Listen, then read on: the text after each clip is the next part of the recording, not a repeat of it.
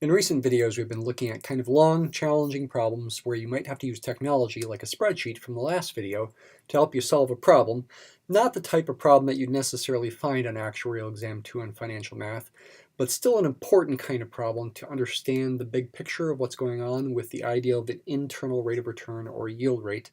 And that's going to continue in this video. We're going to do problem 5.1.11, a modified version of it. You see it's a starred problem. That means it's a little extra long and challenging, and that definitely is the case here. A lot of math in this video. There's some technology that we'll use, but I think it'll be beneficial for your overall understanding. We'll be solving for the yield rate or internal rate of return for a production and marketing process with an initial startup cost, that's a one-time payment, and then with continuous cash flows, both inflows and outflows. You can think of it as a sort of simplified model for lots of small payments occurring very, very often, like every minute or every second even of every day. We'll be using technology. We'll use the computer program Mathematica. Even if you don't have or don't know Mathematica, I still hope you get benefit out of this, and I hope you are maybe even inspired to get Mathematica. Now, it's kind of a costly program, so you might need to ask your boss, can you please buy Mathematica for me and I'll be a more productive worker. Maybe it would even help you get a raise at some point. Okay? So here's the problem. As you can see, it's pretty long. It will take a while to go through this. We will do both math and use Mathematica, the technology.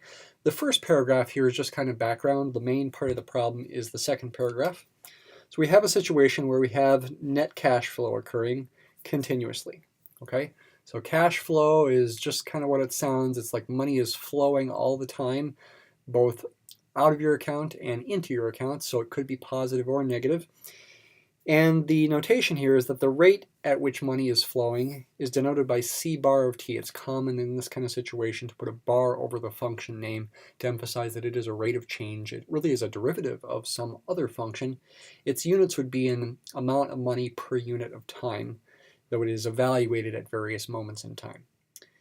Okay, in such a situation, just like with the discrete case, you can find an equation of value to solve for the unknown yield rate or internal rate of return, although this time it's going to be as a force of interest delta.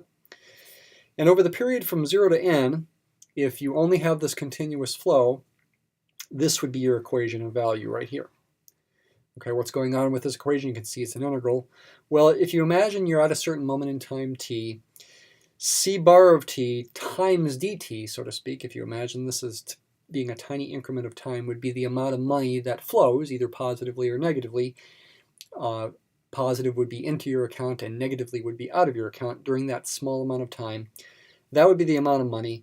Multiplying by e to the negative delta t brings it back to time 0, finds the present value of that based on the force of interest delta. By integrating, we are effectively summing all of those present values to get the overall present value. We're wondering what value of delta will make this equal to 0. And by the way, when we do the technology with Mathematica, we'll see a geometric reason why there must be some value of delta where this is true. If we also assume we've got some discrete payments, then you want to add a summation in there as well, and that is going to happen in this problem, although the summation is just going to have one term. There would be your more general equation of value. CS would be a discrete payment, a specific amount of money at time S, and that would be discounted back to time 0 by multiplying by e to the negative delta times t sub s. T sub s would be the moment in time where that occurs, which would typically be time S, actually. And then add the integral. What value of delta makes this equal to 0? That would be what we ultimately want to solve for in this problem.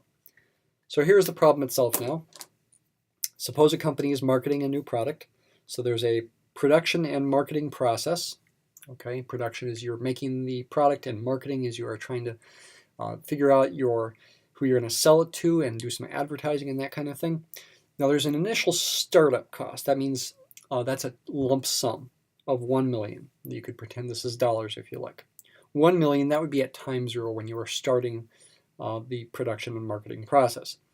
But then there's a continuing cost of $200,000 per year, which is paid continuously, okay? Every moment of every day, essentially, for 5 years. What would that mean as far as like how much money would you be paying per minute, for example? You could figure that out. 200,000 is a number of dollars per day, you would have to divide this by, say, 365.25. That would be about $548 a day. I'm going to go ahead and assume we've got dollars here. To find the number of dollars per hour, divide that by 24 hours in a day to about $23 per hour. How many dollars per minute?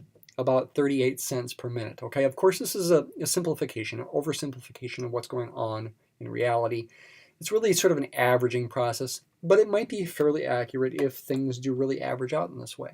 Okay, to, for example, be however many dollars it is per day, for example, is a pretty good approximation for your average cost. We also have revenue. There's a forecast that revenue for the product, money coming in, will begin 1 year after the startup, so you're not going to get money right away. And it's going to continue until the end of the original 5-year production process. Revenue is going to be received continuously, maybe from lots of sources, every minute of every day or so. And it's estimated, of course you're always doing estimations with these things, to start at a rate, emphasis on the word rate there, of 500,000 per year, increase linearly and continuously over a 2-year period to a rate of 1 million per year at the end of the 3rd year, and then decrease linearly, evidently. They don't say linearly, but that is the assumption here, evidently, to a rate of 200,000 per year at the end of the 5th year. Okay, so that's the revenue part. The goal now is to solve for the yield rate delta earned by the company over the 5-year period. This is not something that can be easily done by hand. We're going to make use of some approximations and technology. I'm going to use, again, Mathematica, this program that can do symbolic manipulations and also make nice graphs. Okay, but let's see how far that we can get by hand, which is going to involve doing some calculus. We're going to involve doing some integrals, including using integration by parts. I also want to remind you about Taylor series, also called Maclaurin series, in the special case that we're considering at least. And then after those things, and after we think about a graph here right away actually, we'll go to the Mathematica and have Mathematica do the calculations for us. Okay? But let's get our minds around what's going on here first by making a graph. Well, maybe also identifying what the discrete payment is. So you've got that 1 million startup cost at time 0. You could label that with a C0. I'll do that up here. C sub 0, representing the one term that's going to occur in the sum here, is 1 million with a negative sign. I'm going to use units of thousands. So this negative 1 million is going to be negative 1,000 thousands. And I'll go ahead and use dollars here, though you could use another currency if you want. Okay. Negative because it's outgoing money. Okay, we're thinking about net cash flow here. Any outgoing money should have a negative sign. Any incoming money should have a positive sign. So that's what C0 is, and that'll be part of this present value equation, this equation of value that we'll be solving for delta. All right, but down in the graph here now, I want to graph the cash flow itself, C bar of t. And that'll be in, say, thousands of dollars per year as well. $1,000 per year is what I'm writing there, if that's hard to tell. $1,000 per year. And I want to take both the inflow and the outflow into account at once. The cash flow is going to be really inflow minus outflow. Now this is actually a point where the answer key for the solutions manual makes a mistake, and their ultimate integral equation, they don't really do the right thing there as far as doing inflow minus outflow for the correct thing, because this $200,000 outflow per year is for the entire 5 years, and they really don't assume that in the solutions manual. So there's a mistake in the solutions manual is what I'm trying to say. Anyway, so what do we have here? The $200,000 per year is outgoing money for the whole 5 years, but during the first year, it's the only cash flow going on here. So as t goes from 0 to 1, we're at negative 200,000, which I'll write as a negative 200 right down there. That's the cash flow. That's a constant function. Again, this is not one lump sum of money. This is money coming in at a constant rate of or going out, I should say, at a constant rate of $200,000 per year, which again converts to a certain number of dollars per day and per hour and per minute. All right, that's the only thing going on because the revenue doesn't start until 1 year later, 1 year after the start. It starts at a rate of $500,000 per year, goes up to $1 million, then back down to $200,000. But here's where the solutions manual makes a mistake. I need to subtract $200,000 from that because I need to subtract the cost, and that is a continuing cost for 5 years. So take the $500,000, subtract $200,000 to get $300,000. That's the starting value of this function at time 1. Should I make an open circle down here and a closed circle up there? It really doesn't matter much since we're integrating. The area will be the same either way. So again, 500,000 minus 200,000 is 300,000. I guess this is not really to scale here. Not a perfect drawing. Then we go up to $1 million, but $1 million minus 200,000 is how high this graph goes, up to 800,000. When t gets up to 3, at the end of the 3rd year, t is going to be 3. So the graph is going to go from 300,000 up to 800,000. Then it goes back down to 0 because we go back down to 200,000 minus 200,000 when we reach the end of the 5th year, t equals 5. So the graph goes down like this. Okay, so that's our cash flow. Now it's just a matter of plugging these things into this equation to get our equation of value. That's the easy part, really. The hard part is actually trying to solve for delta. So the summation really only has one term. It's just the negative $1,000, like that. And again, this is in thousands of dollars. That's why I'm not writing negative $1 million there. It does not need to be discounted. I don't need to multiply it by e to the negative delta t because t is 0. E to the 0 is 1. I can just leave it as a negative 1,000. It's at time 0. But then I have plus the integral from 0 to 5 of c bar of t e to the negative delta t dt, and set that equal to 0. So in its simplest form, that's the equation of value. But let's go ahead and give some more detail now on what c bar is. C bar is a piecewise linear function. It's certainly equal to negative $200,000 from time 0 to time 1, so I can break the integral up into pieces here. I can go from 0 to 1. I can integrate negative 200 e to the negative delta t dt. And then I can integrate from 1 to 3 for the next piece. But I need to figure out what is the equation of that line segment. If I call the vertical variable y, say, then its equation is going to be the slope is going to be 800 over 300 is the rise. That's 500. The run is 2. 500 divided by 2 is 250. 250 would be the slope of that.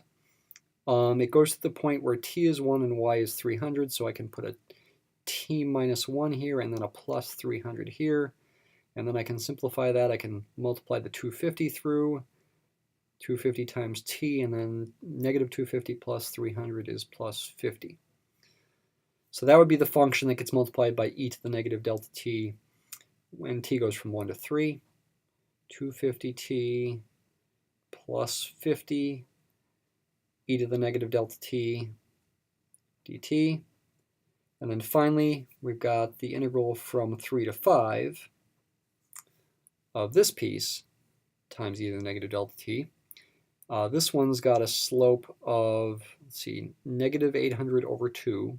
The rise is negative 800, it goes down. The run is 2. That's negative 400. It also has a t-intercept here of 5, so I can write negative 400 times t minus 5 and distribute the negative 400 through to get negative 400t plus 2,000. Again, the units are in thousands of dollars. That would be the function that I integrate times e to the negative delta t. So I get negative 400, running out of room here, t plus 2,000 e to the negative delta t dt. Okay, that's all one integral. You can see I'm running out of room there on the page. This goes really up here. Okay, so that's more detail. This has all got to be set equal to 0, and you want to solve for delta. Which then means if we want to do this by hand, we'd have to do these integrals. where delta is unspecified, which sounds difficult, and it's not terrible, but you can see you've got 3 of them to do. It definitely takes a while. What I'd prefer doing is I'd prefer solving more general integrals that you could use, and you could just sort of plug the limits of integration into those more general integrals once they're simplified. And then I'd also like to hint at how you could use series to approximate those integrals in terms of delta when delta is close to 0. And then we go to the Mathematica and have Mathematica actually do the calculations for us. Okay, so let me just do the following general integral first. Let's integrate from a to b, just say e to the negative delta t dt. That would be an integral that would help us do these 3 integrals when we have the constants in front, the negative 200 there, when we have the 50 there, and when we have the 2000 there. And then we just plug in the different a to b here, 0 to 1, 1 to 3, and 3 to 5. So let's do this in the general case. Delta is assumed to be positive here, and so not 0.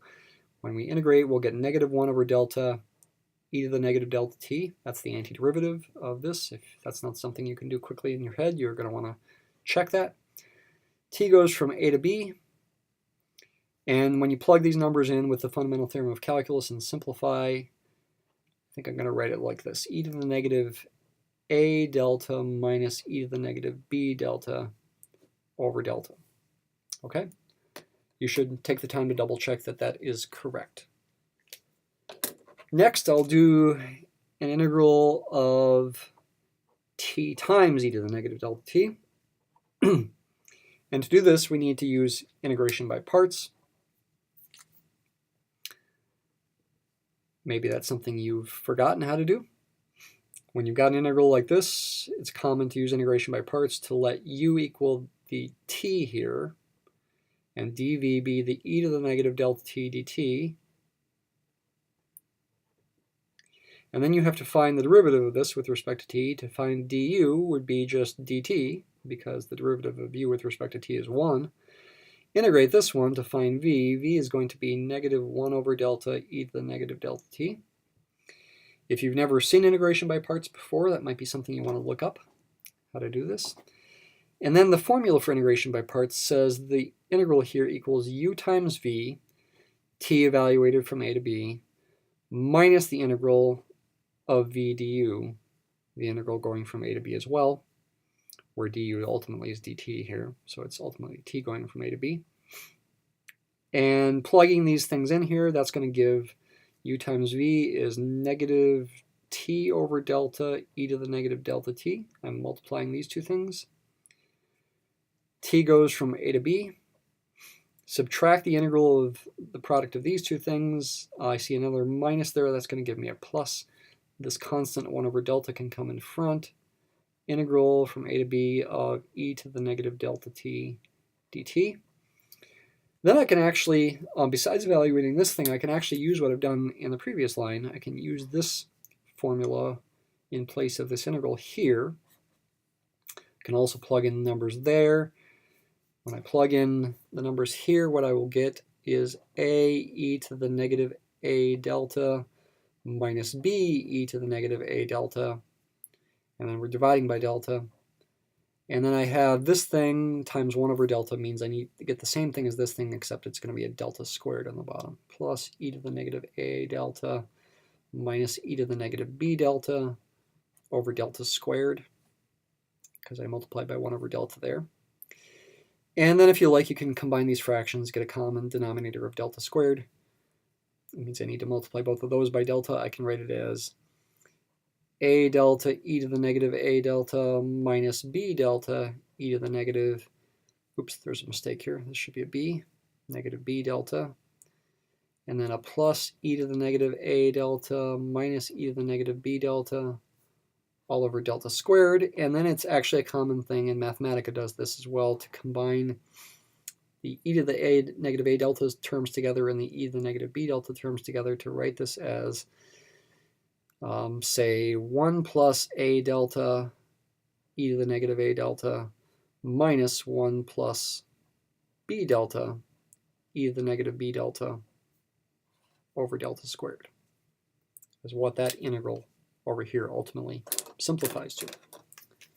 Circle this here. Okay, so that's the integrals, and then you can plug those integrals. You can use those formulas to help you evaluate these integrals. You're still going to have those coefficients, the -1,000, the -200, the 250, the 50, the -400, and the 2,000 that have to get carried along for the ride. I'm going to save that for the Mathematica. Before we go to the Mathematica, let me just show you one more thing. If you were trying to do this still by hand, say, another good thing to do to help you solve for delta ultimately would be to use the Taylor series for e to the x, about x equals 0. It's also called the Maclaurin series. And it looks like this. And this is an inequality no matter what x is. Maybe you've seen this before, maybe you haven't. This is true no matter what x is. And it's approximately true when I truncate at any point when x is close to 0. This series goes on forever, but if I truncate, if I stop it at some point and say only consider a finite series, then I get an approximation that's a good approximation, especially when x is close to 0.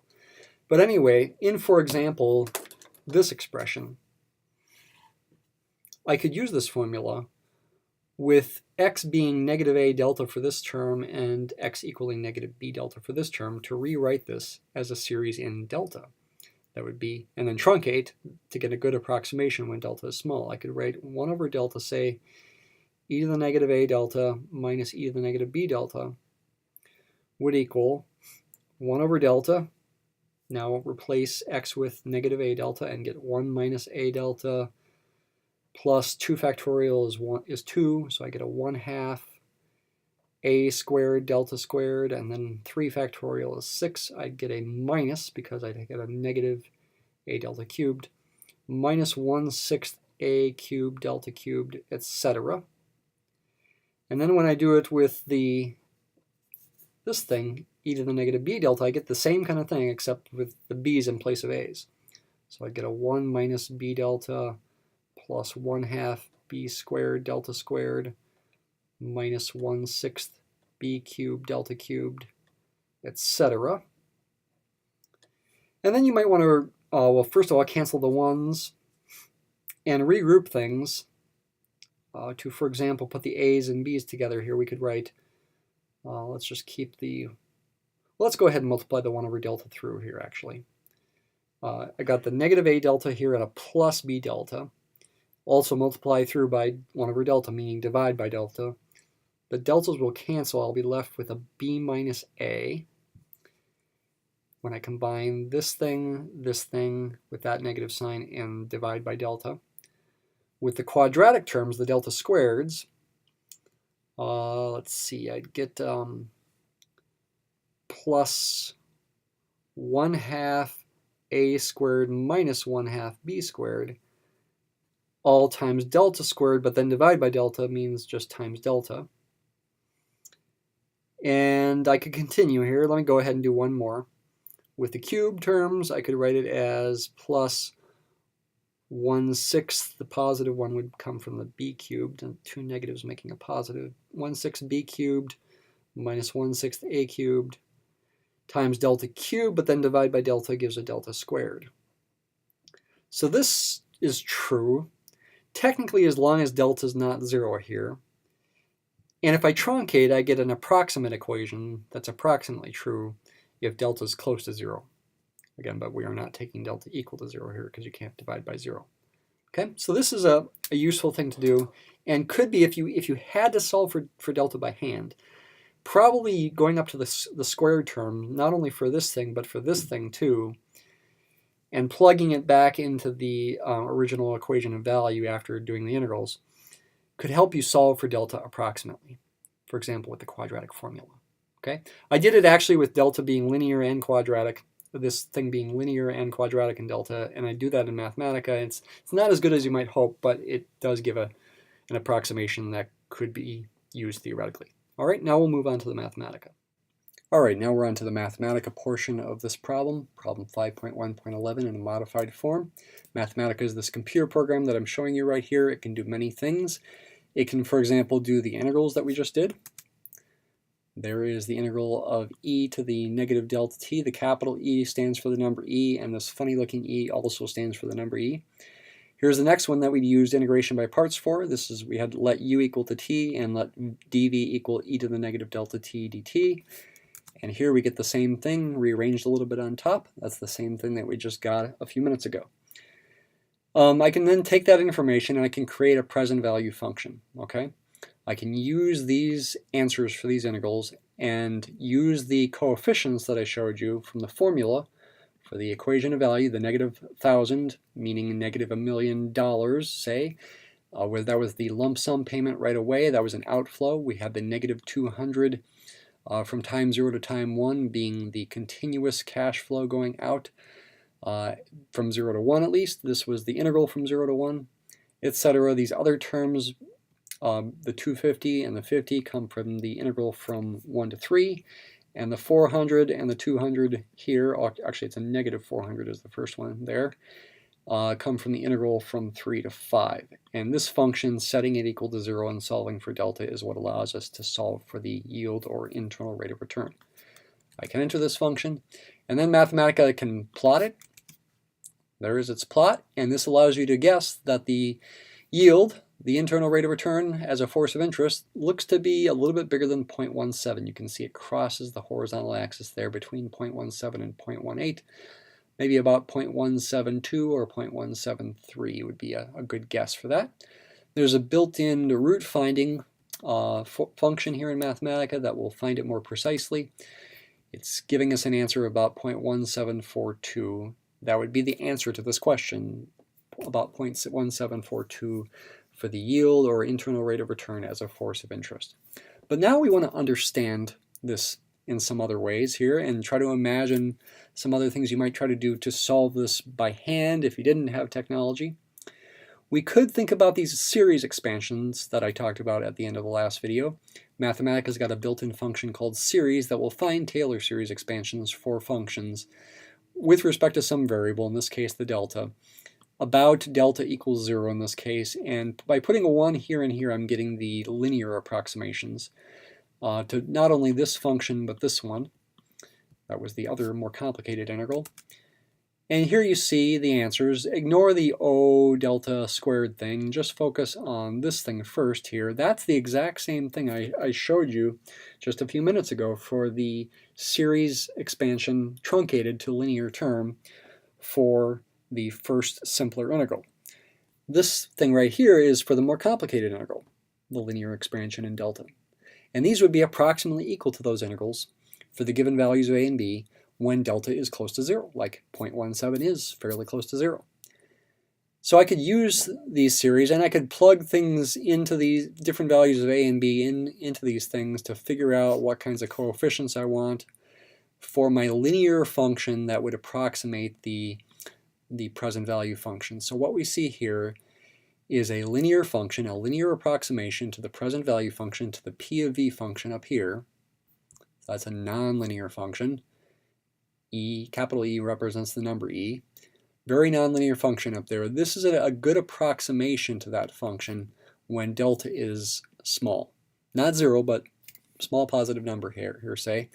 The negative 1,000 comes from the negative 1,000. That was the lump sum payment at time 0. Here you can see the other numbers we've seen before, the negative 200, the 250, the 50, 400, actually negative 400, and the 2,000. And with these other functions, these things right here as functions of delta, I'm replacing those with their series approximations.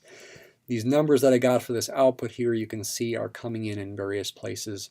The 8 and the negative 98 over 3, for example, are coming in right there. Okay? Again, I'm using these series approximations and plugging in these different values of a and b. Anyway, this is the linear approximation. It could be simplified, by the way. We could see what it looks like in simplified form. There's what it looks like in simplified form, and then I could graph it along with the original function and see that the red graph is the original present value function, and again, the root is about 0.172 or 0.173, I forgot. 0.174, actually. And the blue graph is the linear approximation at delta equals 0. Its root is about 0.12 something, 1.13 something actually. not a real good approximation to the actual root. It's in the ballpark, you might say, but not as close as you might like. So then you can up your, and by the way, the actual root would be that. Then you can up your approximation to being a quadratic approximation instead of a linear approximation. And I hope you could do better. Of course, it's going to be more work, and if you're doing it by hand, you need the quadratic formula, maybe with basic calculator help. Anyway, if I change what I did above and put a 2 here instead of a 1, I can get quadratic series approximations. Here you can see it's going out to delta squared. Ignore this big O delta cubed and those things. They're just saying there are higher order terms. These would be the quadratic approximations to those integrals when delta is a small positive number. And I could figure out what those things are for different values of a and b to figure out the coefficients. And this would be the corresponding quadratic approximation. And I could simplify this just like I did with a linear function. It's a quadratic that simplifies to that. That's not, I like to multiply that 50 through. There we go. And then I could graph that quadratic as well. It's the green graph. And you can see its root is closer to 0.174, but a bit bigger now instead of smaller. It's about 0.19 or so. We could find it. It gives you 2 answers, but only one of them is relevant, the 0.19 there. So it is a closer answer, but still not as close as you might like. Now, if you knew intuitively that you'd have this kind of picture going on, and that is possible to know, at least if you have graphed the original function, that the linear approximation in blue would look like that and the quadratic approximation in green would look like this, then you might be saying, maybe if I took a weighted average of the roots of the blue and green graphs, I could get a pretty good approximation to the root of the red graph. With giving more weight to the green graph from the quadratic approximation, since it's probably closer, maybe even twice as close, you might say. So we could do a weighted average of these 2 roots.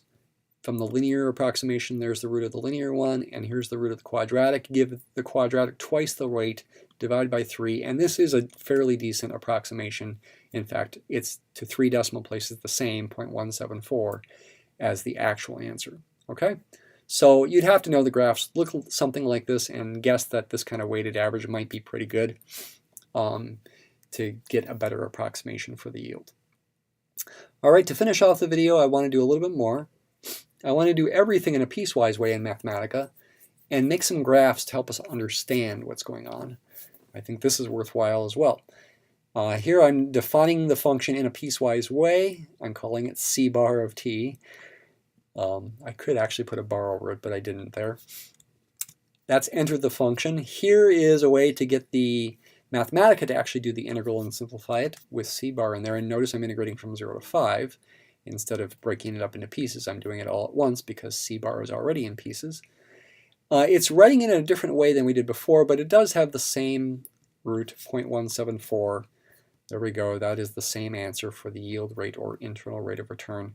But now let's make some graphs to see what's going on here, to think about this.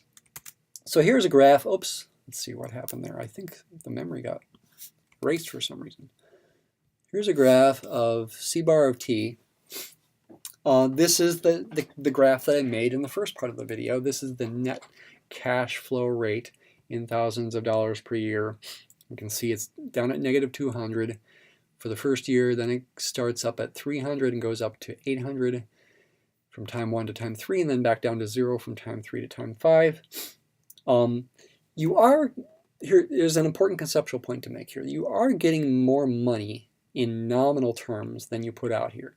This cash flow, the integral of this thing, this part over here is contributing positively to your cash flow. This part's contributing negatively. You're getting more money overall, nominally speaking, if we ignore the initial outlay of $1 million, because the integral of this thing is positive, because the area over here is much greater than the area over here. However, if we discount this function, if we multiply by e to the negative delta t here, we get a discounted cash flow, a discounted net cash flow rate, whose graph, well, when delta is 0 looks like the original graph, but when delta gets bigger, it does not look the same. It's not even piecewise linear anymore. You can see there's some curvature to it here. I'm discounting the cash flow. This is not the graph of c bar of t, it's the graph of c bar of t times e to the negative delta t. And what we're really after here, to see that the answer is about 0.1742, which is what I've got right there, is to realize that the integral of this function should be 1,000. 1,000 thousandths, which was really $1 million. This should match the initial outlay. Now, does it? I like to think about it graphically. And now I put some extra grid lines in here to help you see this graphically. Each one of these boxes, these rectangles here, has a certain area that contributes to the integral. How much? Well, the base of each of the rectangles is ½ a year, and the height is $100,000 per year. Ignore the rate. Just think about the area. 100 times 0.5 is 50. Think of each of these boxes as having an area of 50. Altogether, if I add up those areas, thinking of these boxes as giving positive contributions and these boxes as giving negative contributions, it should add up to hopefully 1,000, with each box counting 50. How many total boxes do we have? Whole boxes here. You've got to watch my cursor here. I'm going to count 1, 2, 3, 4, 5, 6, 7 essentially in that row. Got some partial boxes as well, like over here. Going to count whole boxes. 8, 9, 10, 11, 12, 13, 14, 15, 16, 17. This is close enough to call it an 18, 19. All right, then we got some partial boxes. This is maybe about 20 there. These three might add up to about 21. This and this add up to close to 22, close to 23, maybe 23 and a half positive boxes or so. 23.5 times 50 is 1175. And then we have the boxes that contribute negatively to the integral. These approximately 4. Slightly less than 4, say maybe 3.75 times 50. Close enough to say 1175 minus 187.5 is close to 1,000. Yes, it is. That's the intuition. Of course, these were approximations. So we didn't get exactly 1,000 here, but roughly speaking, the idea is that the integral of this discounted net cash flow rate when delta is at the yield rate, the IRR, should match, in this case, the initial amounts you put out, that 1,000. The integral should be 1,000. By the way, I can also think of it graphically. I can also subtract the 1,000 from the entire graph and discount it by subtracting 200 really from the function, thinking of that as average, the 1,000 as averaged over the whole 5 years. That does not need to be discounted. I'm not multiplying that by e to the negative delta t because it's at time 0 effectively. The integral of this one, which is the cash flow discounted e to the negative delta t minus 200. Notice we're down at negative 400 here at time 0. If I let delta increase up to the yield rate here, 0.1742, the integral of this one from time 0 to time 5 should be 0. Okay, I'll let you pause the video and count boxes. Each box still represents an area of 50 here to see that the overall integral, we get a positive amount from up here and negative amounts from here and here, should seem to be close to 0 if you count boxes and multiply by 50. Or if you just count boxes, you should get approximately 0 when you count these as positive boxes and these as negative boxes. To see that that integral is 0 is giving you another intuitive reason why the answer is 0.1742. Thanks for watching this long video.